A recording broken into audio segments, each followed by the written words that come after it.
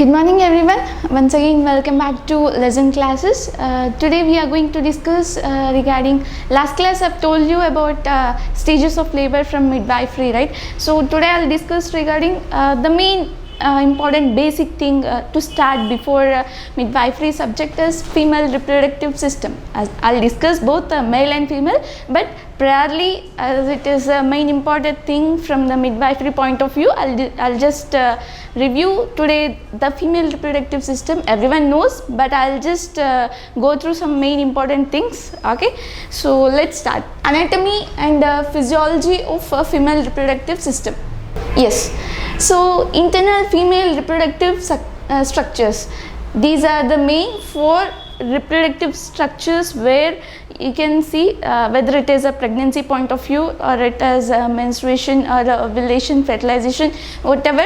These three structures are vital organs in the female reproductive system. See, then let's discuss one by one. What are those? First is ovaries, fallopian tubes, uterus and vagina. If you want the diagram, I'll just show you. Yes, this is the female reproductive system, and see, uterus, the main major organ. Then next both ovaries and a pair of ovaries and a pair of fallopian tubes, and then next followed by internal os, that is cervix region, then next followed by vagina. So this is the main important organs which we'll review today. So let's get into that. First one, nothing but ovaries. So ovaries, you see, there are major things which they are helpful in ovulation, and that means every month one ovum is released. That might lead to a pregnancy or menstruation. Both chances are there. So let's discuss regarding ovaries. Ovaries are solid structures with 1.5 centimeters in thickness and 2.5 centimeters in width and 3.5 centimeters in length. That means both we are discussing as LBH form. LBH in the sense length, breadth, height, like that, thickness wise. Then next respectively each weighs about 4 to 8 grams. So every one of us have an idea like uterus, only the uterus weight. Everyone of for example, if a woman gets pregnant, how what is the weight of the baby? What is the weight of the mother? They'll get an idea. So they won't have any idea about the rest of the organs in the female reproductive system. Like means what is the normal function, what is the normal weight or normal measurements. They won't have any idea like normal people, So let's find that. Each weight about 4 to 8 grams. This is these measurements. Why I am pinpointing these all things are very important. That means they'll ask in exam point of view, they'll ask what is the weight, normal weight of uterus, normal weight of ovary.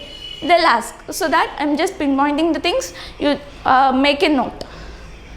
4 to 8 grams. Then next, ovary is located on each side. So if you see the diagram, you can, here, these are the ovaries. Yes, ovaries, that pair of ovaries present on the either side of this. This is uterus part, right?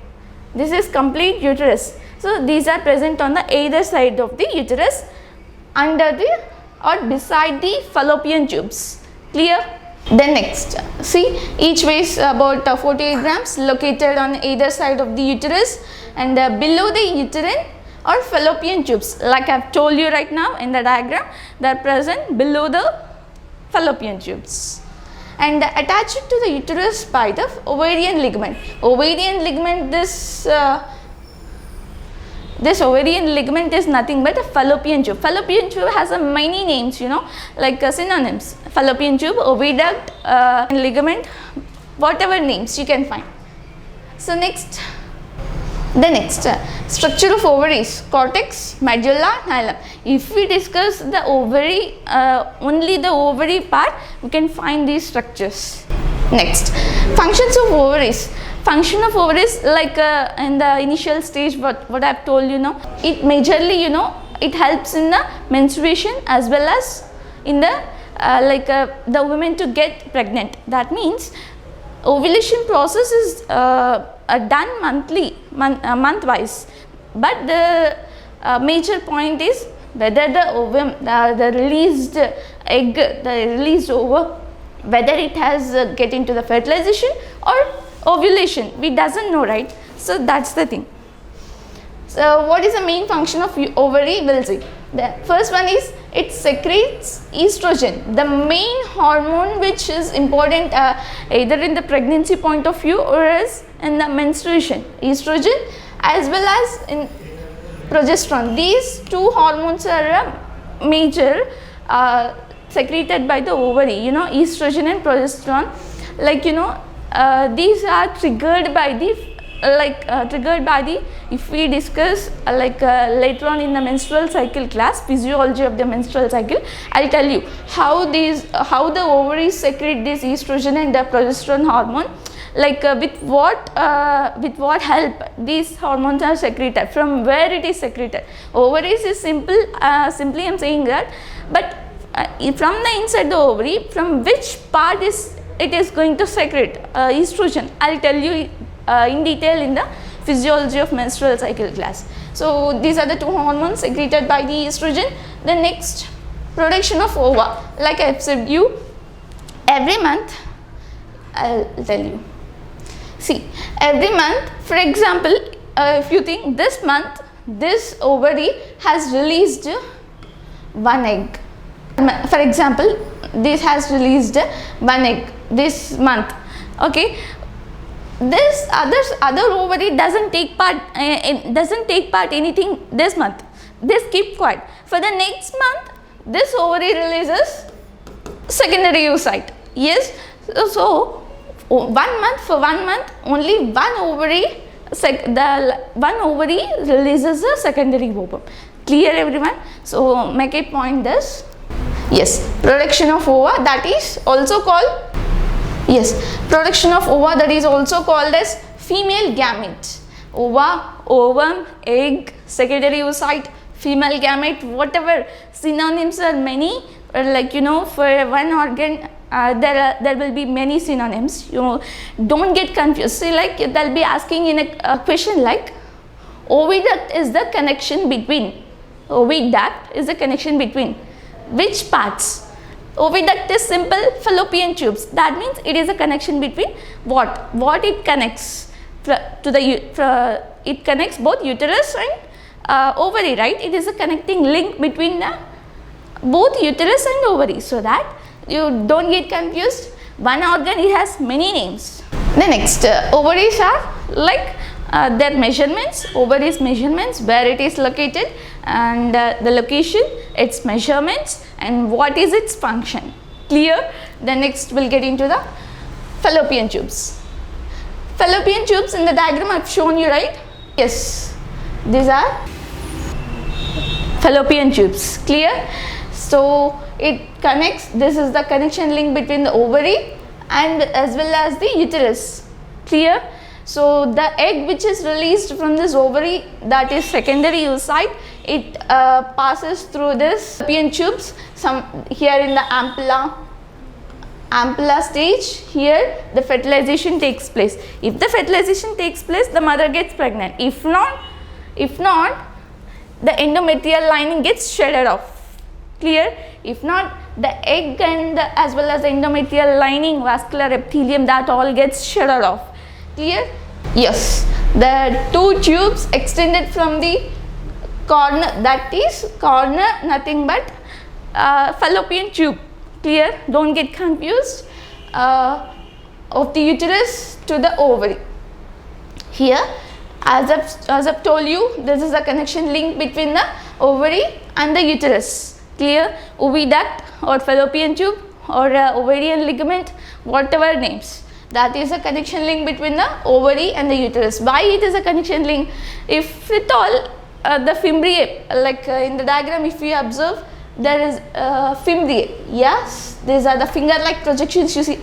Yes, Yes, these, they catches over the secondary oocytes which is released from this ovary every month, and it transports that oocyte. That means if at all, if it is fertilized, okay. If not, the egg is released here in the menstrual cycle. That means along with the endometrium shedding, it gets shedded off. That is, thing happens. Then next, it runs in the upper free border of the broad ligament. See here, what is this broad ligament? It runs in the upper free border of the broad ligament. What here is, if you observe here, this is the infundibulum. The next part of the next starting part of this fimbria is infundibulum. Then next, this is, if you see, infundibulum. Then next, the wider portion of the fallopian tube is this ampulla. Yes, which is around 5 centimeters in length. Wider part. Why? Because it is in a folded manner. Folded manner, so that it is a wider and longer part, if you observe. Then next, the major portion of the fallopian tube where fertilization takes place, that is nothing but isthmus. Clear, everyone? These are what about infundibulum, ampulla and isthmus. I will discuss in the next slides. Yes, clear? Why it is running like as a broad ligament? Ampulla, you see, I have told you now, ampulla part is a wider, and comparing to ampulla, isthmus is also the longer part. So it is considered as a broad ligament. Then next, its length measurement, it is about 8 to 14 centimeters. The make a note of this measurement, and this is 8 to 14 centimeters in length, and it is divided into mainly 3 parts. What are those? You see these 3 parts: infundibulum, as I have told you in the diagram, infundibulum, ampulla and isthmus. So let's discuss one by one. Yes, infundibulum. See here, it is a funnel or trumpet shaped. After the fimbriae, if you see the diagram, you see how it is like some funnel shaped, U-shaped structure, like this way. Yes, something like funnel shaped it is, right? So that it is a funnel or something like inner projection part, like that. So from where fimbriae parts arises to pick up the secondary oocyte. Yes, it is a funnel or trumpet shaped. Fimbriae are, yes, as I have told you, fimbriae are the finger-like projections adherent to the ovary. Adherent is simple, like attachment, where attachment to the ovary to collect the secondary oocytes. Those are released from the every month for the menstruation or fertilization, whatever. So then next, the fimbriae catch and hold the egg when it is released from the ovary every month. As I have told you, it catches the egg every month and transports from the fallopian tube to the uterus. So what in the uterus, in the fallopian tube, it makes its decision whether to, if at all, if the sperm comes fertilize, yes, it gets the woman gets pregnant. So no, the egg didn't fertilize, the sperm didn't catch the ovum. So what happens? So the eggs, as well as along with the endometrial, vascular, epithelium, spiral arteries, everything gets from the endometrium, they get shedded off.